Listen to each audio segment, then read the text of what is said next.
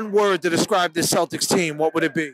I would say they're murderers like the Canton Police Department. Watch Ashley's Karen Reed number 752. Highly recommend it. I talk about her every single day. I'm like a fangirl. What she got? Let's just start with the same things. She got Tunnel, MK Ultra, another tunnel, politics, and Epstein. So I thought that was curious. In number 752, she also mentions Sandra Birchmore. So I decided that I wanted to do a little more research on Sandra. The three things, okay, what we need to know, just to get everyone on the same page. Sandra Birchmore began Police Explorer program when she was 13.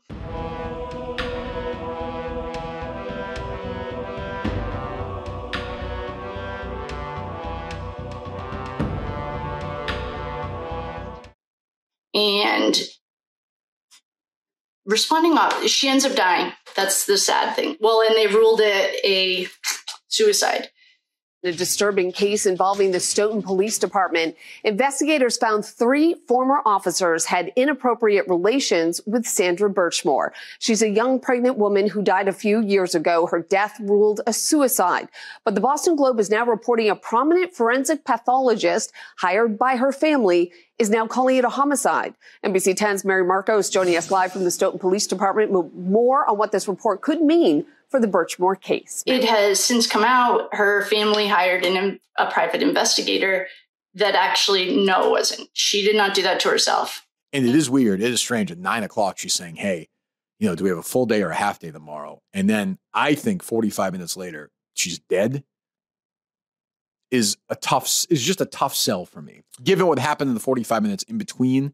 The main thing that we need to know so far is Mike Lank. Michael Lank was questioned by the defense about an incident decades ago in which he intervened on behalf of a relative of some other witnesses. Common thread between Sandra Birchmore and John O'Keefe's story. So far, there's more.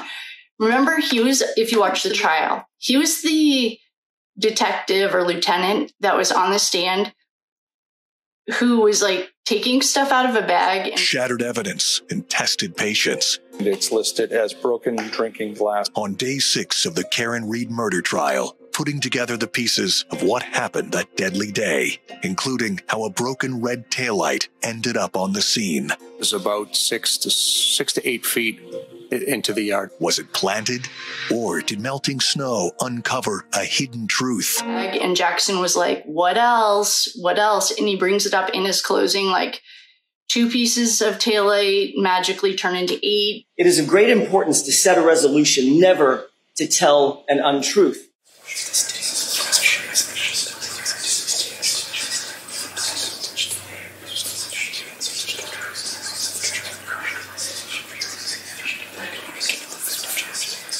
There is no vice so mean, so pitiful, so contemptible, and those who permit themselves to tell a lie once find it much easier to do it a second time and a third.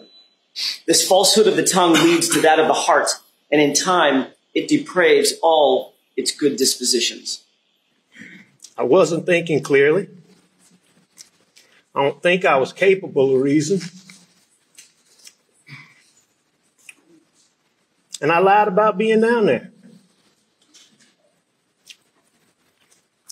And I'm so sorry that I did. You continued lying after that night, did you not? But once I lied, I continued to lie. Yes, sir. Why? Oh, what a tangled web we weave. But once I told a lie, I told my family, I had to keep lying. What does that mean? It means that it's been observed that to tell an untruth, to exaggerate, to make a false claim, it's a cancer. One lie begets another, and it's a malignancy that grows over time. And that, folks, is how a cover-up is born. Before Friday, the last time I spoke to Mr. Lally was, I believe, on a conference call around the time of my grand jury testimony. Which would have been 2022? Yes. April of 2022. Yes. So you've not spoken with Mr. Lally since that time? I don't remember speaking with Mr. Lally since that time, no. Over and over and over, they and others were caught deceiving you. Big things, small things, it didn't really matter. They feared nothing. They'll look you in the eye and deny phone calls. They'll deny secret meetings. They'll claim that calls are butt dials and butt dials are answered. They'll show you a video and tell you left is right and right is left. No. Have you gone over the facts or what you believe to be the facts of your testimony with anybody before you testified on Friday, not including any lawyer that you may have? No. One word to describe this Celtics team, what would it be? I would say they're murderers like the Canton Police Department. Just in the prep, I believe I was shown a video of the Waterfall Bar.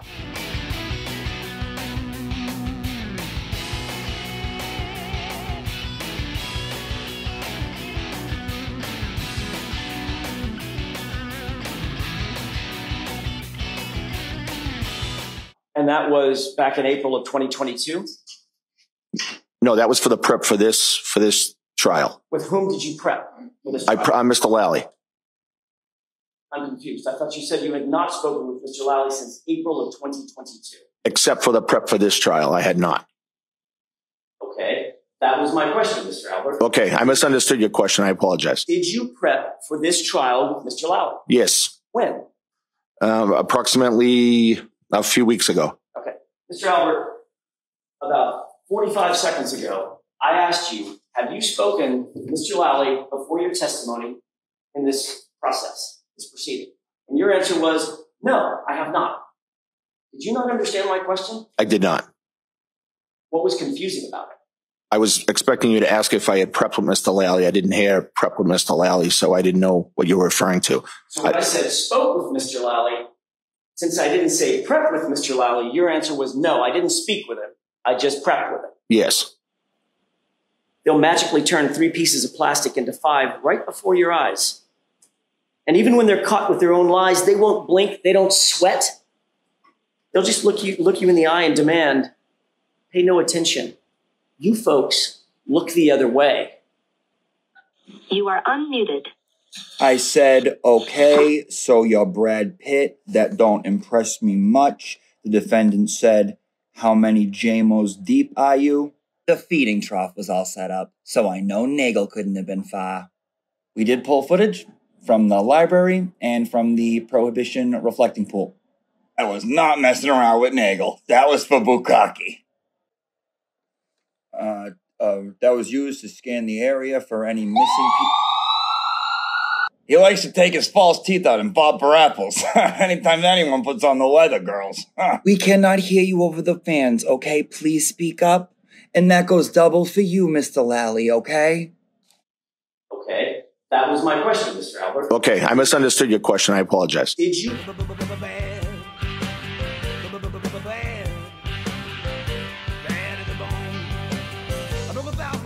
A lot of the ground had been revealed. Let's move this case along. I am Cape Cod's #1 crab walker, sweeping the nation. Okay? And because he kept asking him and he kept like finding pieces. This is the magic snow that's like revealing pieces. Opening an evidence box. Property number 22. Lieutenant Michael Lang showing the jurors a cocktail glass discovered by investigators on Fairview Road near where John O'Keefe's body was found. And it's listed as broken drinking glass. Later, additional evidence. It's a close-up picture of the piece of plastic. And this piece of taillight allegedly discovered by Canton's police chief as he was driving down the road days later. Chief Berkowitz brought my attention to a piece of red glass that was about 6 to 8 feet off the into the yard. But you may ask yourself, how does this happen? How could this happen? It's 2024. Surely people aren't going to come to this courtroom, this hall of justice, and lie to us, just give us false information. They wouldn't do that. They wouldn't try to cover up the truth. The Alberts, the McCabe's, Higgins, Lank, Michael Proctor, Yuri Buchanan, Brian Tully. You don't have to wonder if they would lie to support their narrative. You need only wonder how many times they did lie. Over and over and over, they and others were caught deceiving you. Big things, small things, it didn't really matter. They feared nothing. Under oath and under penalty of perjury, not hearing anything about, just hearing voices. Your next text was, quote, she is telling them everything. Yes. End quote. Correct? Yes. So what really happened is Jennifer McCabe coached Carrie Roberts to tell the police exactly what she needed to tell them. And she was loving her work unfold. That's what was really happening. And now Jennifer McCabe is trying to do all these mental gymnastics to try and undo the damage that has been done. And even when they're caught with their own lies, they won't blink, they don't sweat. They'll just look you in the eye and demand, pay no attention. You folks look the other way. Anyway, so I'm already questionable about him. He wasn't the responding officer, but he was quickly thereafter to Sandra Birchmore's apartment, Canton. I want to call it like Wisteria Lane, Desperate Housewives. If anyone knows, you know. So I thought that was curious. That brought me to the fact that Ashley got politics. I think it was in yesterday's reading I got politics. So I decided to check out Chubby Fingers Michael Morrissey.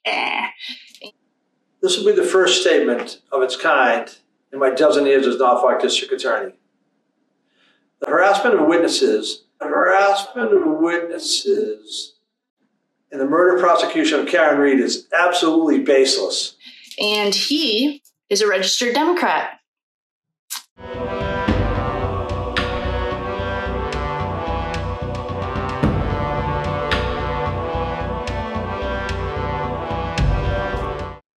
The Democratic family here in America, whether you believe in it or not, this isn't for politics. But one thing I would like to say about that political affiliation is the Clintons happen to be Democrats. And the Clinton body count is like not a joke. The popular term Clinton body count has been described as a list of Clinton associates who met their untimely death, some by orders from the Clintons themselves. Google has altered its search algorithm to prevent searches for Clinton body count from auto-completing. Just recently, the Twitter account @Robbie12692 released a thread called The Clinton Body Count. The following are just some of the names on that list. We see the popularity of the Clinton brand being shunned by most Americans. Is this the final curtain call for the Clintons and their criminal cabal? The first major Clinton scandal was in the late 80s. While Bill Clinton was governor of Arkansas, there were allegations of a CIA-run operation out of Mena Regional Airport, where guns were allegedly being exported to Nicaraguan Contras and cocaine was being imported to fund the operation. I'm curious about that. So the FBI is definitely onto something, because the FBI is already here. We know that. If other mediums are picking up tunnels, the United States government has become the middleman in a large-scale, multi-billion-dollar child trafficking operation that is run by bad actors seeking to profit off of the lives of children. well, after the Idaho case, nothing's off the table. Literally nothing. You literally couldn't tell me anything and I would be surprised. I'd be like, of course.